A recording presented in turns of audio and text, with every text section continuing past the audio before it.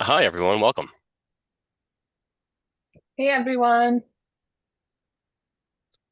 Give it a we couple I minutes to get started, but we'll get going right after the hour.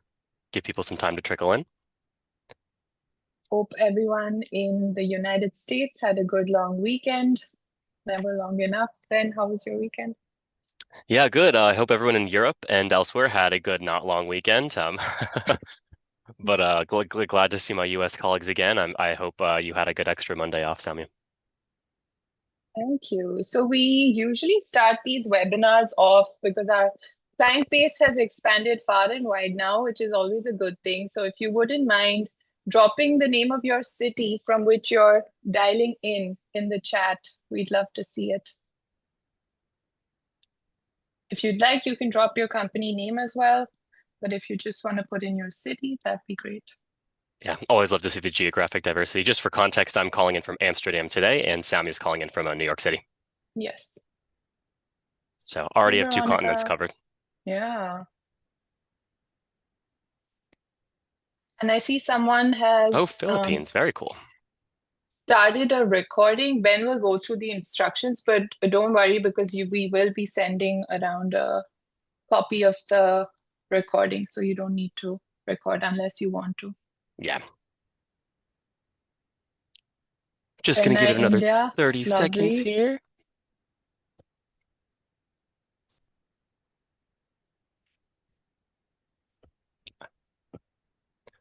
But loving this, love to see some diversity. I know when we used to do these webinars, it was all US based, and it's very cool to see some people from um, Asia, Europe, everywhere on. Yeah, thank you for dialing in so late. I know it must be quite late for you guys. Yeah, and I'm sure a few participants are probably going to continue trickling in. However, considering it's about 1 minute after the hour, we'll go ahead and get started.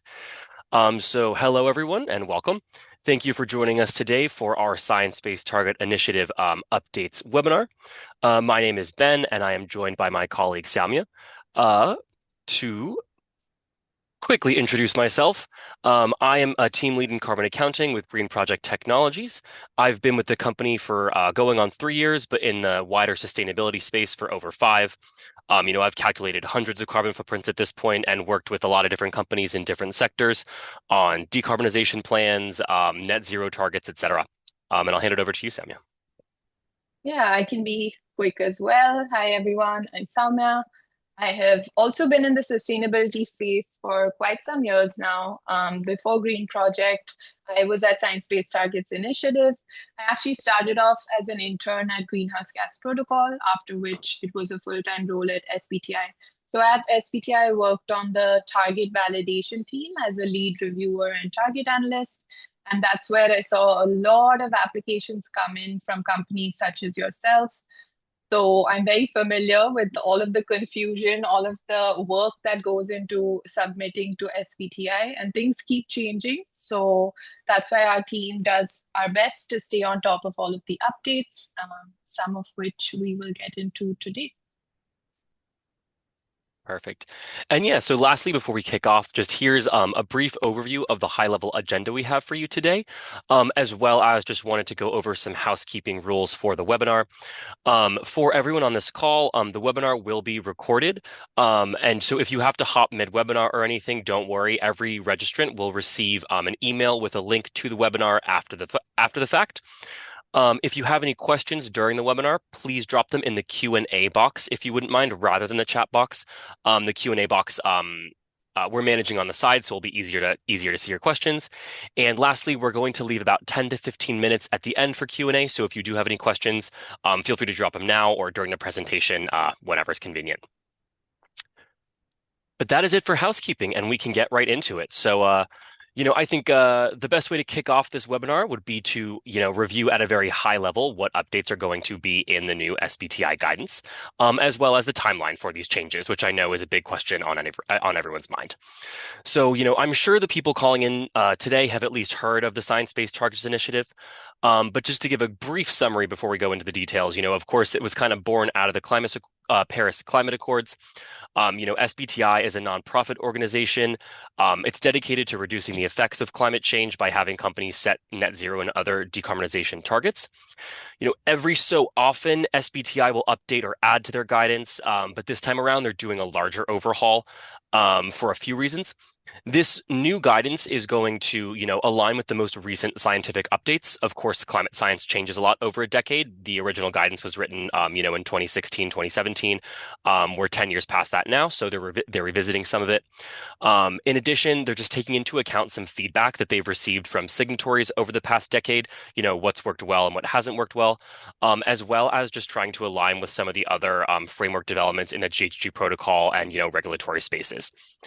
Um, really the goal of this guidance is going to be, increasing transparency and accountability for all the participants, narrowing and specifying the scope of target setting and emissions reductions to be a little more measurable and controllable, especially around scope 3. But you'll see there's also some scope 1 and 2 changes that almost make targets a little bit harder to reach, but more impactful. In addition, as I said, just aligning with wider standards like the GHG protocol. Timeline wise, the guidance is currently in its draft form. Most recently, this does change every once in a while. So if in a few months this date is not 100% correct, I apologize. But timeline-wise, the guidance is set to be finalized and published in June of this year. However, it's not slated to go into effect until January 1st of 2028, meaning that companies will have, about a year to a year and a half to review the new guidance before they actually have to set targets that are aligned with the updates. And next, I want to review a little bit the changes to company categorizations that SBTi is making in this update, and how those categorizations will affect the targets that your companies might need to set. Where, to be clear, SBTi has always had differing requirements for different sized companies, so that's not new. But the new guidance shifts the structure via separating companies by size and income level into two categories, A and B, rather than the previous three, A through C. Companies can use Table 1, and we will drop a link to this guidance in the chat.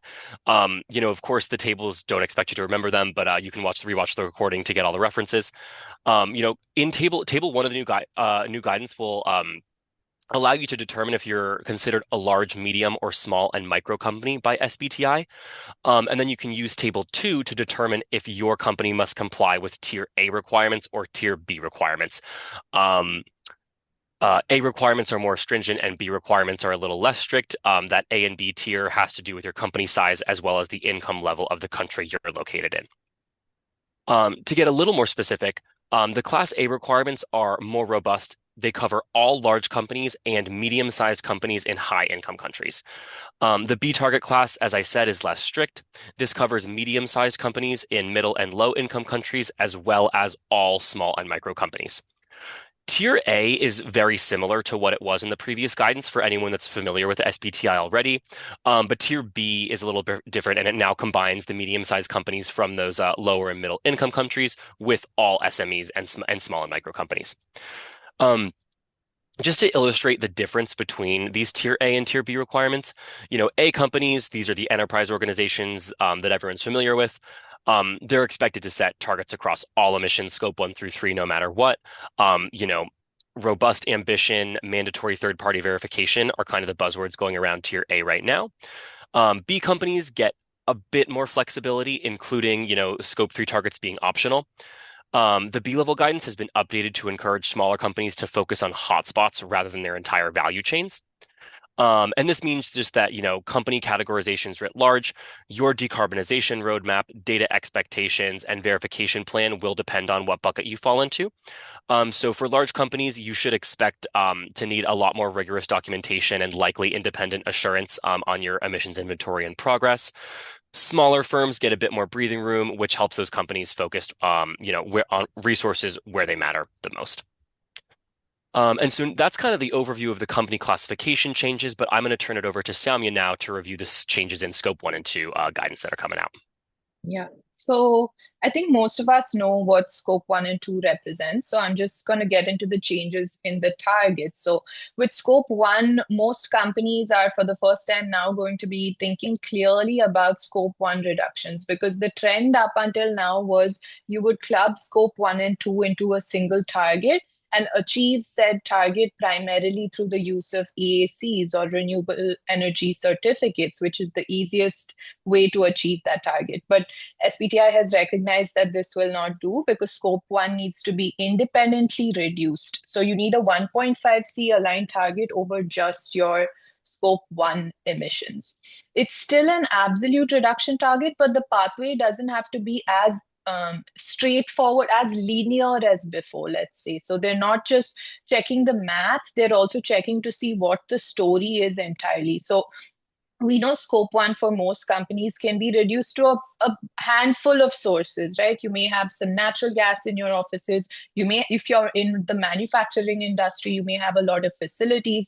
So one common recognized target means for scope 1 targets is something called asset decarbonization strategy, where basically you identify these are my assets and be very clear, this is the plan in the next 5 years. This is how I'll switch to renewable energy for this one, and here's what I'll do for this one. So let's take an example of a manufacturing company. Suppose such a company cuts scope 1 emissions very early on, say within the years 2020 to 2030.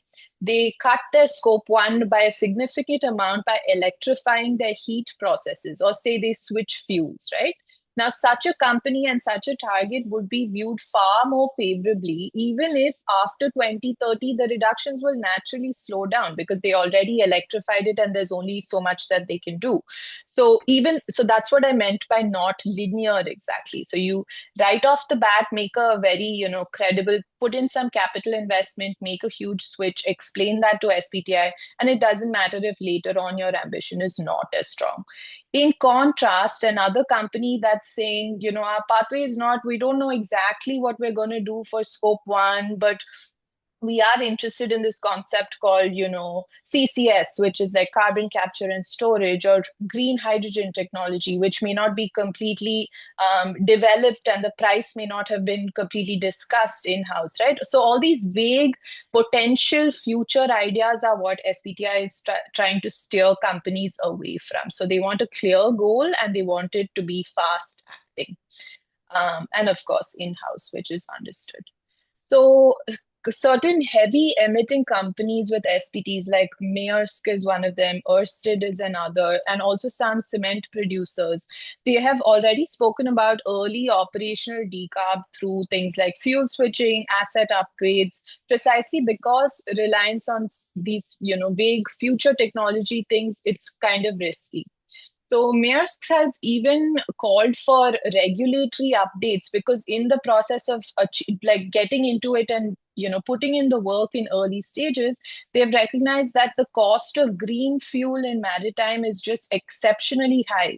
So they are now working with I think it was International Maritime Organization, which is the umbrella org, to subsidize the cost of green fuel. So these kind of stories and initiatives are exactly what SBTi is trying to drive. Um, Let's talk a little bit about scope 2 as well. So companies can't just buy renewable certificates, like we said, for scope 2 targets, because even within their scope 2 target, there needs to be one for location based and a separate one for market based. So with location based, they'll have to show progress on how dirty or clean their local grid actually is, because you can't just rely on the purchase of renewable energy certificates. Whereas for market based, they will be able to rely on these purchases. So, for example, a tech company running all of their data centers in the Midwest, they can't simply rely on cheap RECs from wind farms that are elsewhere. They have to use tools like local power purchase agreements. They have to install solar panels on site. They have to maybe electrify their fleet of vehicles if they have any. So the goal is to drive companies to help clean up the grids that they rely on. On the next slide, just a little bit about, we spoke about RECs. So a little nuance to this Well, not so little actually. It's a huge thing, but it's just being dished out in a gradual way. So, scope two is moving away from generic annual claims towards electricity that actually reflects where and when power is being used. There are two terms that they've introduced: geographical matching and time matching. As the name suggests, geographical matching means sourcing clean electricity from the same grid or region where the company is consuming their power. And time matching means that clean energy is generated at the same time the electricity is used. It's not just averaged over an entire year as an annual reduction. So companies like Google and Microsoft, they've publicly highlighted this. Both acknowledge that annual REC purchases don't guarantee clean power for their data centers at the place and time that they're actually operating. And this is why they shifted towards something called 24/7 carbon free energy goals with hourly and regional matching. Now, that being said, SBTi recognizes that not all companies are a Google or a Microsoft. They may not have the resources. They're just introducing this concept. A 24/7 matching is not yet made mandatory. Just be aware that this is going to hit the market. Once the draft is finalized, along with revisions to Greenhouse Gas Protocol Scope 2 guidance, which some of you may know, there are also some revisions going on in that guidance separately. So after these are finalized, we'll know exactly where and how the geography and time matching will be rolled out. I think starting 2030, they've indicated a small batch of companies only for the time matching aspect, but the geographical matching might be dished out earlier because it's slightly easier to implement. So just pay attention to your local grids. That is the summary.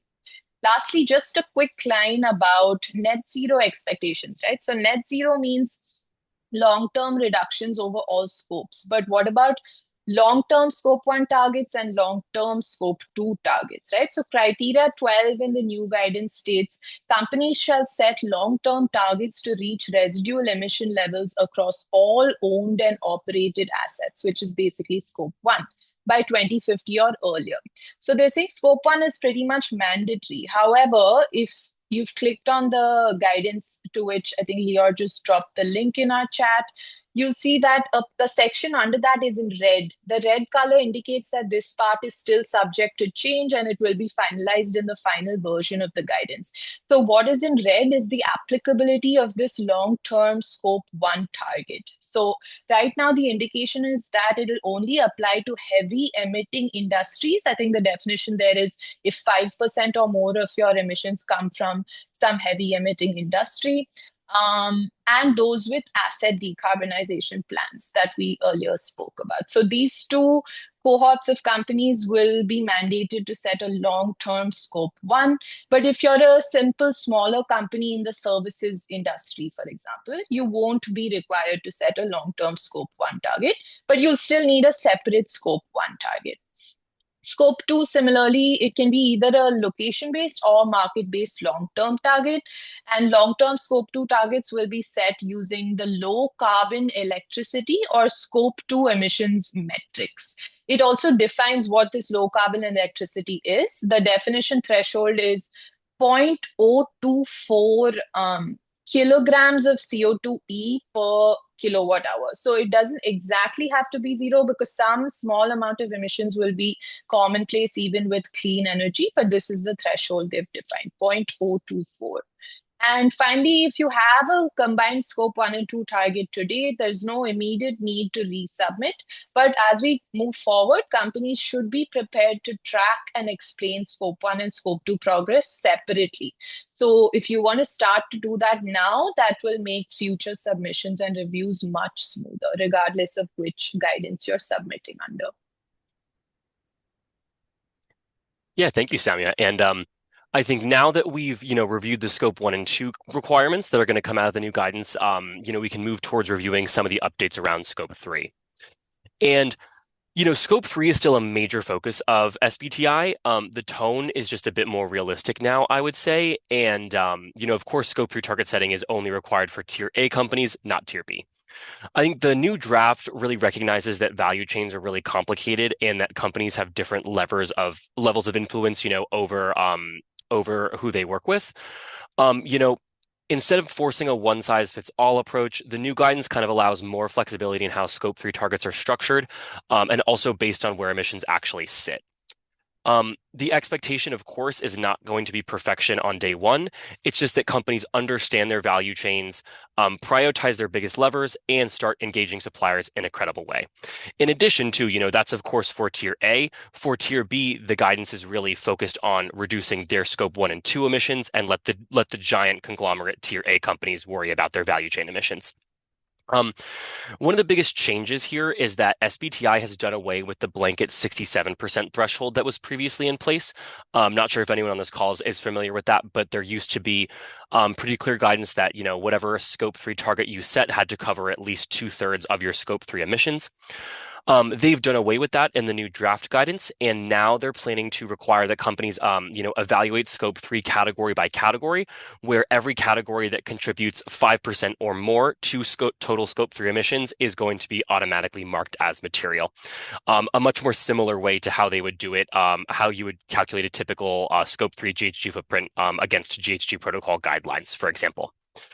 Um, Also, a major change, and I do want to emphasize that this is major, is that Table A2, A.2 in the appendix of the new draft guidance now lists priority Scope 3 emission sources and explicitly states that only priority sources that have available reference pathways are to be addressed by targets.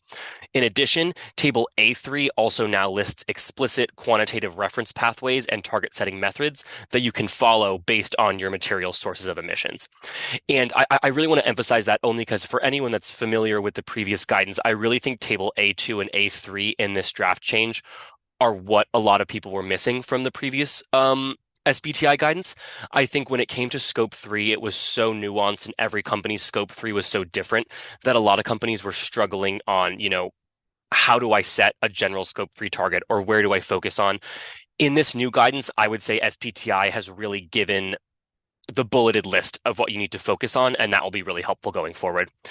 And so long story short, a company's priority scope 3 emission sources via the new guidance are those that are listed in the annex table A2 and contribute 5% or more to your total scope 3 emissions. Now, this webinar is certainly not long enough to cover every change to the scope 3 guidance, but also just, some other differences to mention quickly is that there's greater emphasis on influence, not just ownership. So, who can you actually persuade in your value chain? There are much clearer rules on what can be excluded and what must need to be included, as I just mentioned. Supplier engagement expectations are also increasing. There are more flexible target types, but a little bit stricter of intent. There are stronger monitoring and reporting requirements planned, especially for year-over-year progress checks. And Scope 3 is now embedded in transition planning. In addition, you also have to mention residual emissions in your Scope 3 target if you're a Tier A company, so you can't just let them fall to the wayside. And to talk a little more about the flexible Scope 3 approaches allowed for in this new guidance, after a first look, you might think that it reduces ambitions, but in my opinion, it's really not the case. I think it clarifies them further and makes Scope 3 target setting and decarbonization actions less abstract and more bound and intentional. Rather than the rigid blanket requirement of the 67%, version 2 is proposing multiple pathways that companies can use, such as metrics tied to supplier alignment or revenue from net zero aligned products. This flexibility lets companies focus on the most meaningful levers in their value chains rather than trying to reduce every line item equally. And, for example, previously, a lot of companies using the spend-based approach had no real lever to reduce emissions unless they reduced spend, which doesn't necessarily even correlate with less emissions. However, now SBTi is really encouraging the use of supplier-specific data and value chain emissions tied to specific company carbon footprints, product carbon footprints, service level carbon footprints, et cetera, to lower emissions. For example, if you spend more with a supplier, but that supplier is net zero, then you can count that towards your scope 3 reduction. And, just to be clear, like supply chain engagement targets and some of these other target setting pathways were available under V1 of the guidance, but they're just more clearly outlined and more encouraged in version 2. Also just to mention, flexibility does not mean slack standards. Your chosen scope 3 approach must still be well documented, defensible, and of course tied to measurable influence on suppliers and purchasing patterns. In addition to more flexible target pathways, there are also increased requirements around verification and ongoing compliance, such as reporting category by category progress towards your Scope 3 targets, and building out, as I mentioned earlier, the actionable transition plans for residual emissions. And Samia, I'll throw it back over to you to talk about carbon credits and their role in Scope 3 target setting. Yes, I can take that. So carbon credits. So basically, this is kind of in alignment with what was previously communicated by SBTi. But first, companies are required to do everything that they can in-house, right? And you have to document and prove this to SBTi as well, that you've done everything you can to engage your suppliers, change your materials that you're using, that is your raw materials, change your logistics providers, redesign your products. Do everything that you can in-house, and for the remaining bit that can't be abated through any of the above, they've introduced this concept of ongoing emissions responsibility, or OER. So by this OER program, basically companies can use high quality carbon credits for which the integrity principles are still being developed and it remains in draft. You can see it on that draft guidance, but there's a note there that says it's still being discussed. So they can use these high quality credits or removals to take responsibility, but these reductions will happen alongside the actual target. They shouldn't be counting towards that same target that you've set. It's kind of like how Microsoft does it. Microsoft infamously has been removed from SBTi, at least their net zero commitment, because of this reason. I think there was some hesitation on Microsoft's end because they did not know of a way to declare net zero and do all of that in-house without the use of these credits, right? So what they are doing now is they're making some aggressive scope 3 reduction. They're taking some initiative basically to aggressively reduce their scope 3, which is great, but they also purchase large volumes of removals. They have a whole team dedicated to this to address the emissions that it cannot yet eliminate, but they don't count those purchases as compliance within their usual near-term target that remains valid at SBTi. So similarly, a small consumer goods company should use these credits to finance climate action alongside and not instead of their regular supplier decarb and other levers that they may be taking, electrifying things, engaging with their suppliers, all of that keeps going on. Now, on the next slide, I'll just quickly explain what is the difference between, because we got this question, what is OER and what is BVCM? So OER stands for Ongoing Emissions Responsibility, as we just discussed. BVCM was the term used in the previous guidance, and I think possibly even in this one. It stands for Beyond Value Chain Mitigation. So if a retailer has unavoidable scope 3 emissions from smaller suppliers, for example, that it can't decarbonize, then using carbon removals to address, or even credits to address those particular emissions in their value chain that they can't reduce, that's called OER. But if the same retailer separately funds, something in, say, a forest restoration program or a clean cook stoves program in Africa, for example, those have nothing to do with their own value chain, and that's considered beyond value chain mitigation. BVCM only kicks in at net zero. So at the net zero year, what you've not been able to reduce in-house, you use BVCM to neutralize, is the term that they use. Whereas OER, like we've discussed, I think it's clear, it happens alongside the regular target and way before you achieve net zero. So that's the whole goal here, is to get companies thinking beforehand about what are the decarb strategies we're taking, how well are they working, what are these OER schemes that we should be thinking of, how much money should we be putting into all of those, things like that. So under this OER scheme, there are two tiers of recognition systems. Basically, companies can take responsibility for a defined share of their ongoing emissions. These two tiers are they're called leadership and recognized status. So, recognized status is if you take responsibility for 1% of your emissions. A very low bar has been set to encourage most companies to join this recognized status. Leadership, I believe, is like we said, recognized was taking responsibility for 1%. Leadership is taking responsibility for 40% or more of their ongoing emissions. So these OER schemes are essentially just funding for various climate projects and other mitigation measures. So there's also a suggested carbon price in the same guidance to be applied for companies claiming this leadership status and recognized status. So for leadership status, they've just made a mention of a price of $80 per ton of CO2e. So basically, you should be investing that amount per ton of CO2e towards 100% of your ongoing emissions for which you take ownership over. Like I said, that for leadership, that's 40%, and for recognized, it's just 1%.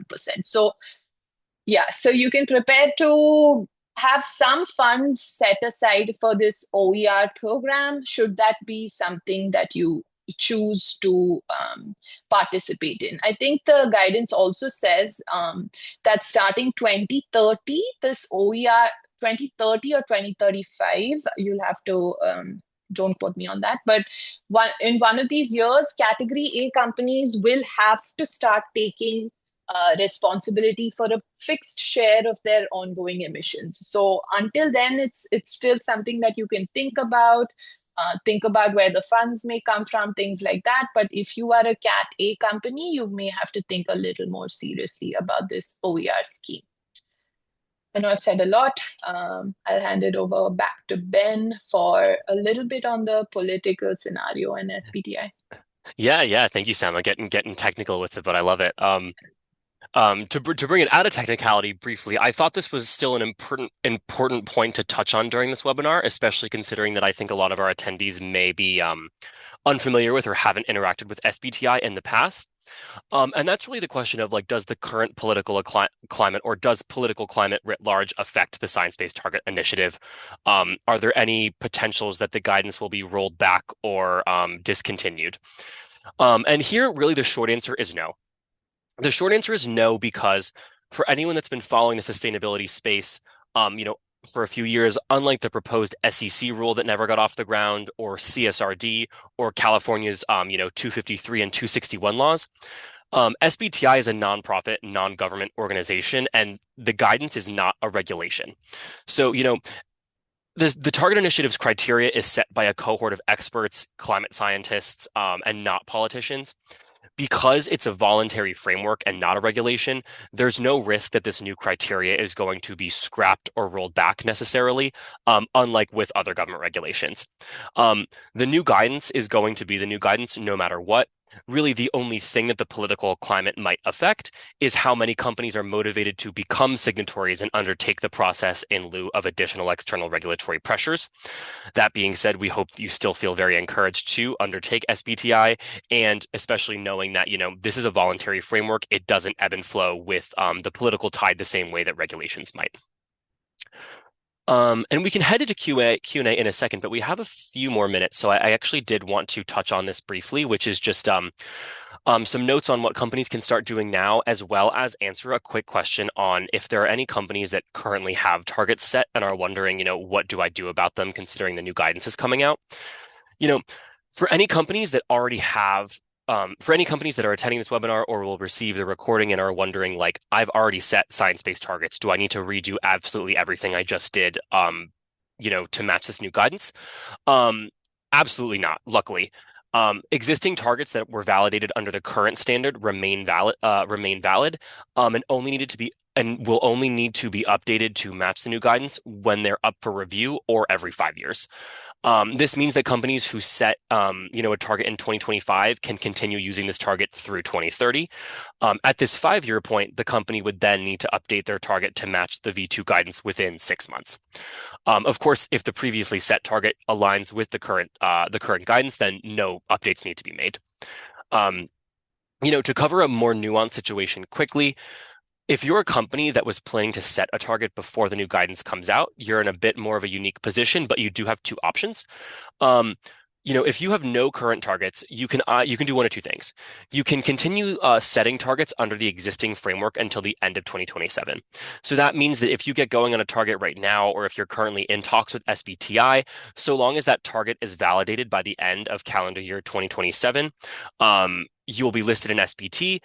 That target will remain valid for another 5 years. So, if it's set in 2027, 2032 is when that target would come up for review.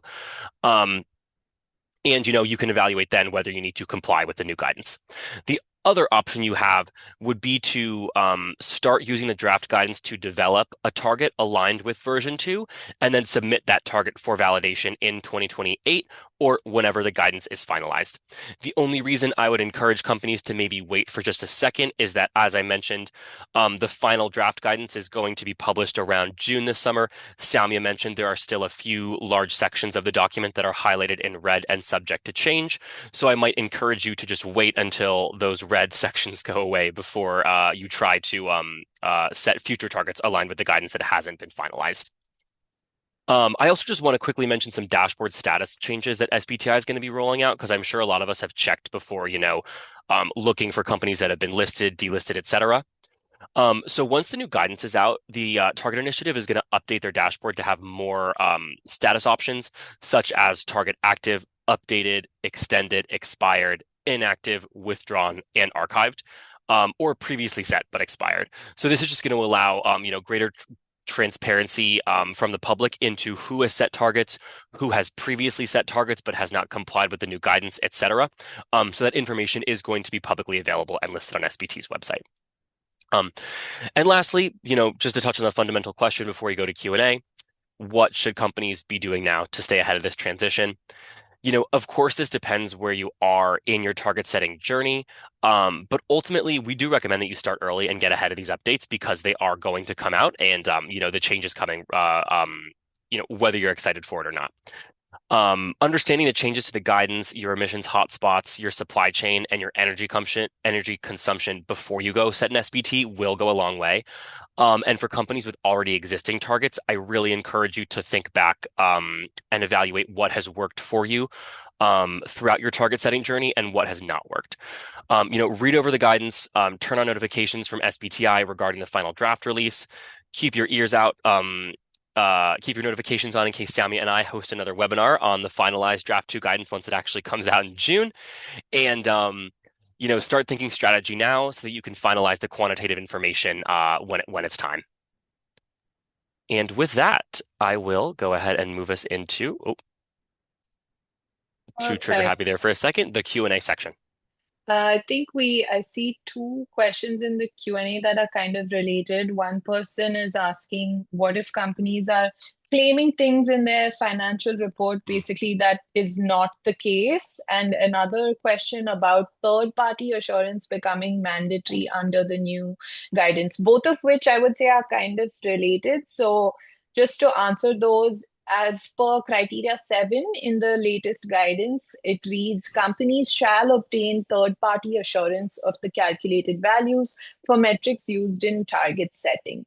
So basically, they're saying that all category A companies will have to get third party assurance, and that will take care of, I think, Everlyn, your question in the chat, where basically it doesn't matter what you're claiming or even what your financial report is saying publicly, you will need to get a third party auditor to go through all of your calculations, activity data, methodology, all of that.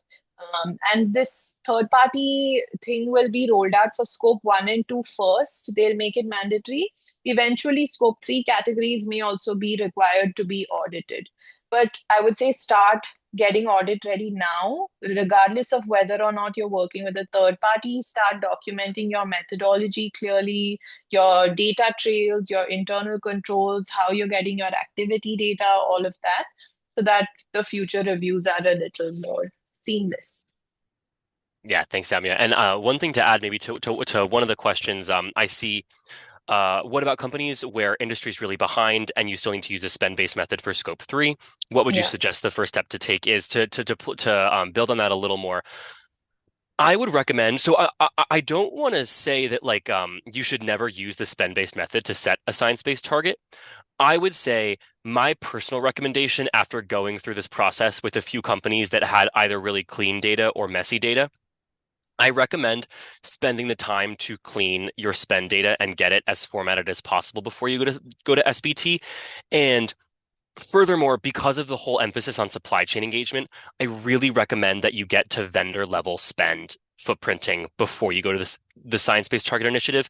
At least you don't need to have PCFs for every product you're buying, or service level carbon footprints for every single company you're buying goods from.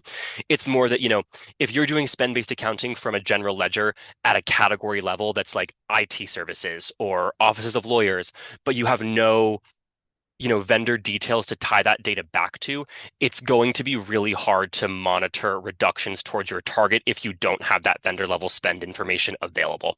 That's my personal recommendation. Of course, you don't have to follow it. But yeah, I think having vendor level spend before you go to SBT really helps the process, and honestly will really save you a headache as you go to track progress year over year. And just to add to that, apart from, I know it sounds tedious when we say track all of your vendors and everything, but it does work out in your best interest too, because tomorrow, if your vendors start taking decarb initiatives, say they install a bunch of solar panels in their offices, or they switch to an electrified fleet, whatever it may be, right? Or an alternative source of fuel, you can benefit from that, because now if you know your vendor, you are allowed to use a hybrid approach where you're using spend for some categories and supplier specific data for other vendors. So for the vendors who have undertaken these initiatives, you can now calculate a supplier specific emission factor for that vendor, which will reflect positively on your emissions as compared to using a spend based approach. So as best as possible, get in touch with your vendors. Yeah, just track them as closely as possible, and also maybe give some thought to whether you'd want to switch vendors, because sometimes you start noticing we're spending so much of our time and energy on this vendor, but they're contributing this much to emissions. Maybe it makes sense to club these two and get rid of whatever it may be, right? So vendor strategizing is an important step of this journey as well. Ben, there's another question Yeah. if you want to take this. What do I do if I'm in a hard to decarbonize sector like oil and gas? Yeah, so this is an interesting question because I will say I think the guidance has evolved a little bit. I think when SBT first came out, they were very much about participation across every sector, no matter what. Like, let's get everyone involved. I think the needle has moved a little bit where, to be just fully candid, if you're in a really hard to decarbonize sector like oil and gas or mining and quarry operations, setting an SBT might not be for you. It depends on your company. It depends. Maybe you're an oil and gas company that is transitioning towards renewable energy. But for example, in the new guidance, SBT is very clear where, for example, if you're an oil company and you're planning to expand any drilling operations at all, you cannot set an SBT. And so I would just recommend that like I think the era of setting targets and forgetting about them has gone from SBT a little bit. I think SBT is going to get really rigid around showing progress year over year, and so it just might be worth it for you as a company in a really hard to decarbonize sector to take a second and think, is this really possible for us? Is this really a commitment that we want to go through with making, or does it maybe not make sense for us to um, Yeah, be a signatory to SBT right now? yeah. Um, and yeah, last there's another question as well, Sammy. I don't know if you want to take this, but it's I guess someone's company is planning to set a target this year. Should they adapt to the current standard or the existing V1 standard, or start building out targets aligned with V2? Yeah, so Ben had touched upon this, but basically, if you're submitting before Jan 1st of 2028, you can make sure to put in that submission ASAP because you will be assessed by the older version of the guidance. That's V 1.3. So that means a few changes like what we discussed, right? You can set combined scope 1 and 2 targets. You don't have to get third party assurance. So if all of those things are sounding good to you, I would say put in that submission right now so that you get validated well ahead of Jan 1st, 2028. I also see a question. Sometimes it's hard to switch vendors as some are the sole service providers along the value chain. So, what would happen in that case? We get that it's hard to switch vendors, which is why a lot of conversations with your vendors are warranted. For example, like we touched upon, vendors are also likely getting pressured and getting these requests from their vendors and their investors. So, there's something called a supplier engagement target, which you may have heard of, which basically is like think of it like a pyramid scheme, right? Like, so one company engages all of their vendors to set SPTs, those vendors engage other vendors to set SPTs. So the main target in this case is just so and so company commits to engage their vendors to set SPTs. So that is just to answer your question. In the case of not being able to switch vendors, either get them to hop onto the bandwagon and join your climate decarb journey, either by making in-house reductions themselves or by committing to frameworks like science-based targets initiative themselves, or ideally both, which should happen in tandem. And Yeah, thank last you for that, one, Samia. Ben. Sorry, I'm sorry, Samia, to cut you off only because I No, think you're we have totally about fine. 1 minute left, and I do think the Zoom will automatically close at time. Um, so just wanted to reiterate, thank you very much, everyone, for attending this webinar. If you dropped a question in the Q&A, but we didn't get to it, please reach out. You'll see our email is here, info at Green Project Tech. We're more than happy to answer any additional questions you have about the draft guidance. You'll also all receive a link to this, an email with a link to this webinar in the coming days so you can watch it back. But yeah, we really appreciate everyone's time today, and thank you so much for joining. Thanks, Ben, and thanks, everyone. See you on the next one.